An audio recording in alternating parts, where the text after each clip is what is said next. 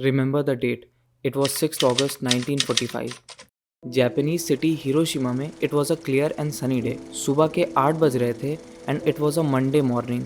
तो सब लोग अपने काम पर जा रहे थे। At that point of time कुछ लोगों ने आसमान में अमेरिकन एयरक्राफ्ट बोइंग B-29 को उड़ते हुए देखा। इस प्लेन को फ्लाई कर रहे थे दो pilots, colonel Paul Tibbets and Robert A Lewis. ये एयरक्राफ्ट 31,000 फीट के अपने अटैक एल्टीट्यूड पर पहुंचता है and then it dropped a bomb. It was an atomic bomb जिसका नाम था little boy. I know this name sounds ironical, but वहाँ के लोगों ने कभी नहीं सोचा होगा what they were about to face. उस बॉम्ब को रफली 45 सेकेंड्स लगे to reach an altitude of 1900 feet when directly above the शीमा hospital it exploded.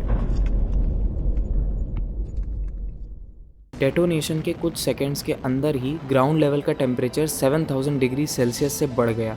लोगों को अपनी आंखों के सामने बहुत तेज रोशनी दिखाई देती है। A mushroom cloud rose to a height of more than 40,000 feet. ये एक्सप्लोजन 15,000 टन्स ऑफ TNT के इक्विवेलेंट था। इंटेंस थर्मल रेडिएशन की वजह से 70,000 लोग इंस्टेंटली मर गए and lakhs of people died later on. And that day human civilisation ने पहली बार एक ऐसे अनबिलीवेबली डेंजरस वेपन को देखा। बट स्टिल सभी कंट्रीज ने ऐसे वेपन्स को डेवलप किया gradually and today we have thousands of them.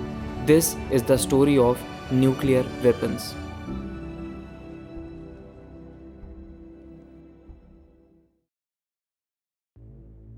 जब भी हमारे आसपास कोई वॉर होती है या दो कंट्रीज के बीच में कॉन्फ्लिक्ट्स होते हैं, फॉर एग्जांपल इंडिया पाकिस्तान के बीच में हमेशा से कॉन्फ्लिक्ट्स रहे हैं। अमेरिका और USSR कुछ डेकेड्स तक एक कोल्ड वॉर में थे। लास्ट ईयर रशिया यूक्रेन का भी वॉर हुआ था। चाइना भी ताइवान को इन्वेड करना चाहता है, but America stands between them. Whenever we discuss about such wars और कॉन्फ्लिक्ट्स, हमारे दिमाग में एक थॉट जरूर आता है कि what if all this started a nuclear war और a world war 3। What do you think?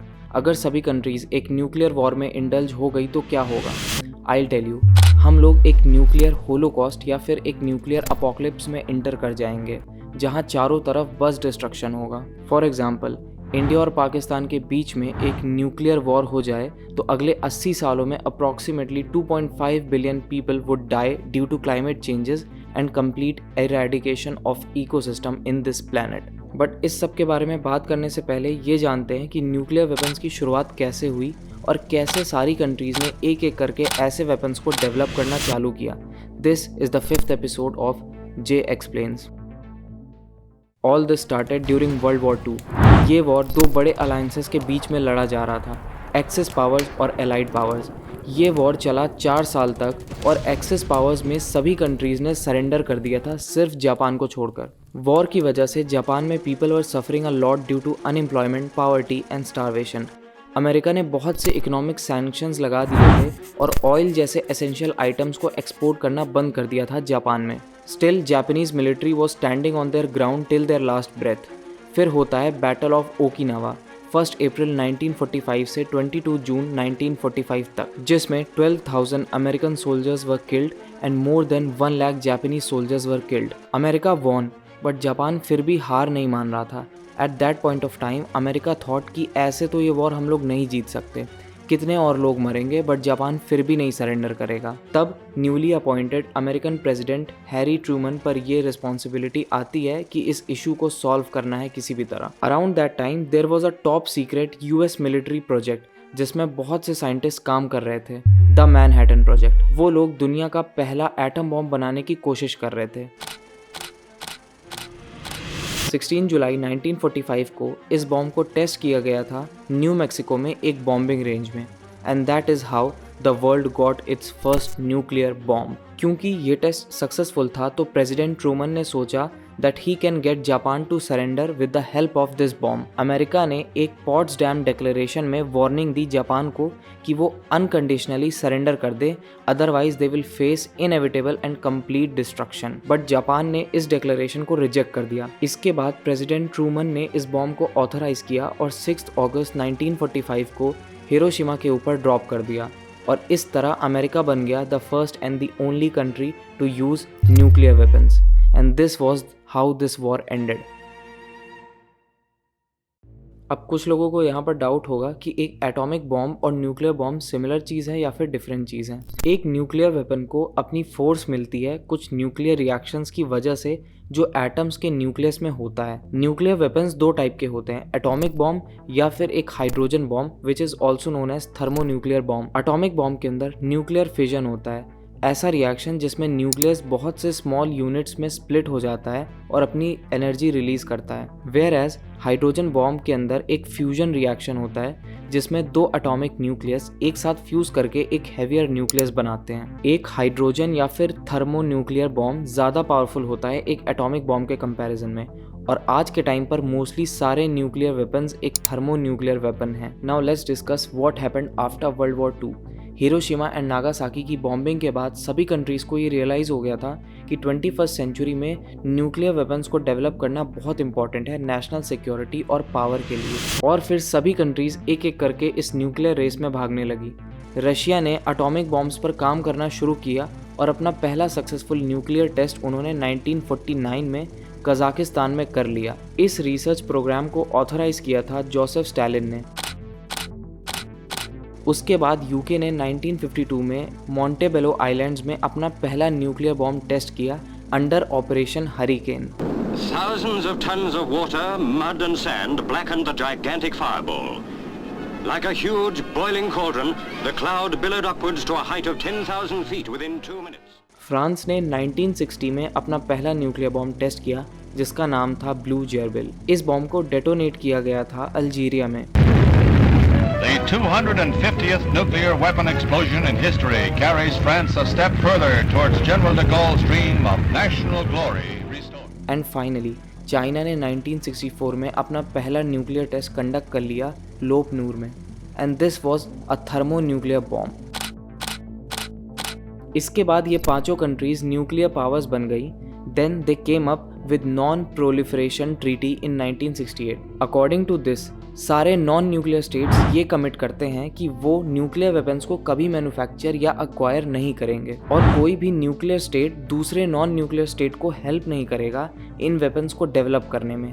ये काफ़ी अनफेयर था on the side of western powers, क्योंकि वो एब्सोल्यूट न्यूक्लियर पावर चाहते थे शायद। फिर भी इस ट्रीटी को 191 कंट्रीज ने साइन किया except India, Pakistan, Israel and later on North Korea ने भी विड्रॉ कर लिया। यहाँ पर इंडिया की स्टोरी बहुत इंटरेस्टिंग है। 1962 में इंडो चाइना वॉर हुआ था जिसमें they captured territories of Arunachal Pradesh and Ladakh. Then India and Pakistan were on a series of wars starting from 1965।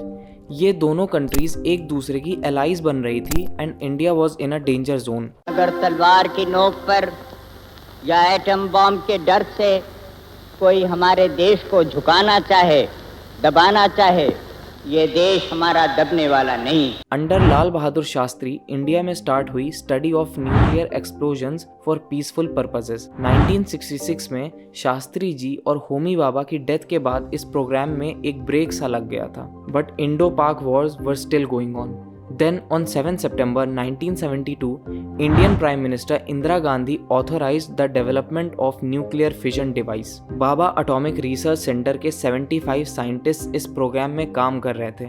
India ने अपना पहला न्यूक्लियर टेस्ट कंडक्ट किया 1974 में under the operation smiling Buddha in Pokhran test site Gujarat. But ये एक वेपन्स ग्रेड टेस्ट नहीं था, बल्कि एक पीसफुल एक्सप्लोजन था to use nuclear technology for electricity and mining.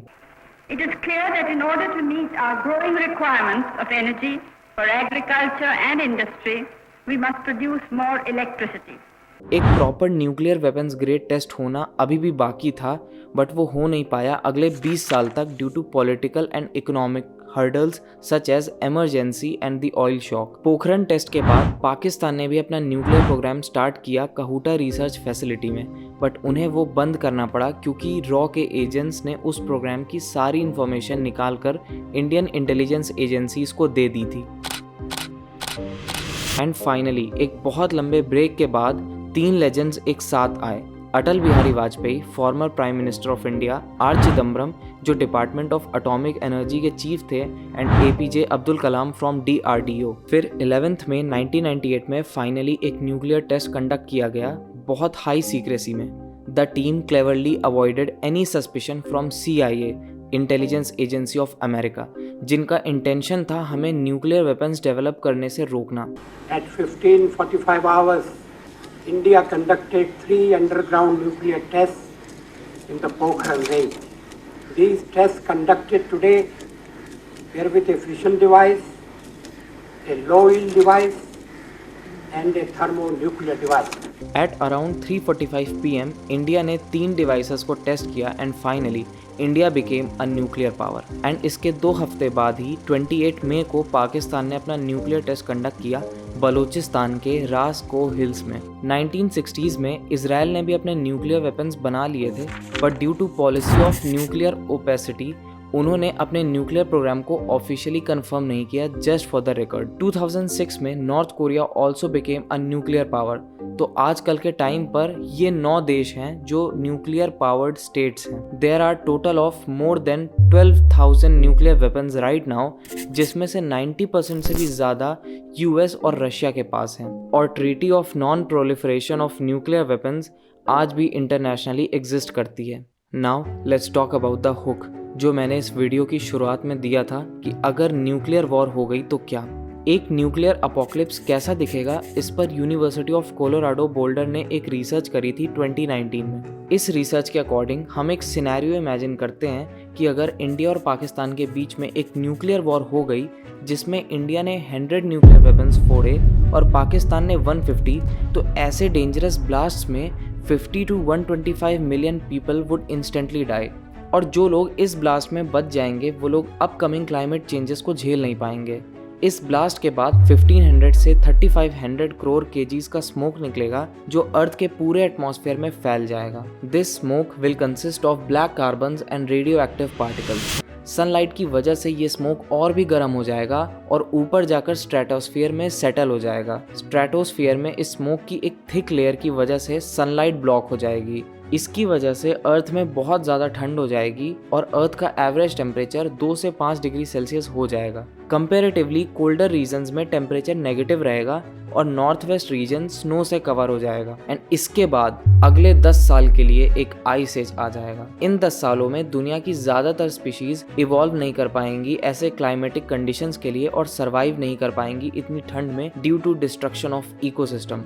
फिर भी काफ़ी ह्यूमंस स्टिल सर्वाइव कर जाएंगे इन 10 सालों में। इसके बाद जब ये स्मोक स्ट्रेटोस्फीयर से हटेगा तब हम रियलाइज़ करेंगे कि बॉम्ब ब्लास्ट की वजह से साउथ एशिया के ऊपर एक मैसिव होल हो चुका है ओजोन लेयर में, जिसकी वजह से अर्थ के इस पार्ट में सन की अल्ट्रावायलेट रेज डायरेक्टली ह्यूमंस को हिट करेंगी, जिसकी वजह से हमें स्किन बर्न्स और स्किन डिसीजेस जैसे स्किन कैंसर हो जाएगा। स्मोक हटने के बाद बारिश दोबारा स्टार्ट हो जाएगी, बट अब 30% लेस रेनफॉल होगी और इंडिया में ऑलमोस्ट 0 रेनफॉल की सिचुएशन हो जाएगी।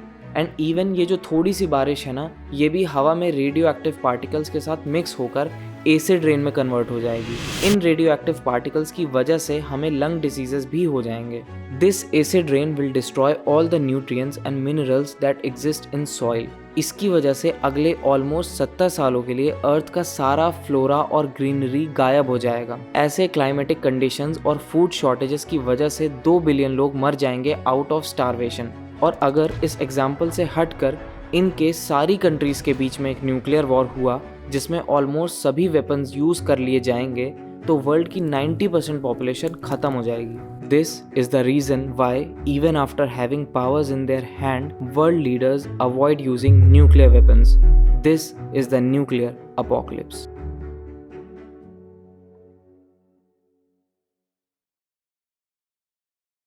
अगर आप लोगों ने ये वीडियो यहाँ तक देख लिया है तो बस 1 मिनट और रुक जाओ। पहली चीज़ तो ये है कि मुझे जेन्युइनली कमेंट्स करके बताओ कि आप लोग को ये वीडियो कैसा लगा, क्योंकि ये वीडियो मेरे लिए खुद एक एक्सपेरिमेंट की तरह था। तो क्या ये अच्छा बना है एंड क्या आप लोग ऐसे वीडियोस और देखना चाहोगे? क्या मैं ऐसे वीडियोस और बनाऊँ? यूट्यूब पर चलेंगे। दूसरी बात ये है कि आप लोग को ये वीडियो जितना ज़्यादा अच्छा लगा है, समझ जाओ इस वीडियो पर उतनी ज़्यादा मेहनत भी लगी है। मेरा चैनल भी अभी नया है इसलिए व्यूज़ नहीं आते ज़्यादा, बट मैंने अब डिसाइड किया है कि मैं इस चैनल पर कंसिस्टेंट रहूँगा and time to time videos post करूँगा। तो अगर आपको ऐसे ही तगड़े वीडियोस देखते रहने हैं तो उसके लिए चैनल को सब्सक्राइब कर लो, इस वीडियो को लाइक भी कर देना एंड मोस्ट इंपॉर्टेंटली इस वीडियो को अपने 4 दोस्तों के साथ शेयर कर दो। अगर आपके 3-4 ऐसे दोस्त हैं जिनका आपको लगता है ये वीडियो माइंड ब्लो कर सकता है तो उनको भेजो। And thanks for watching.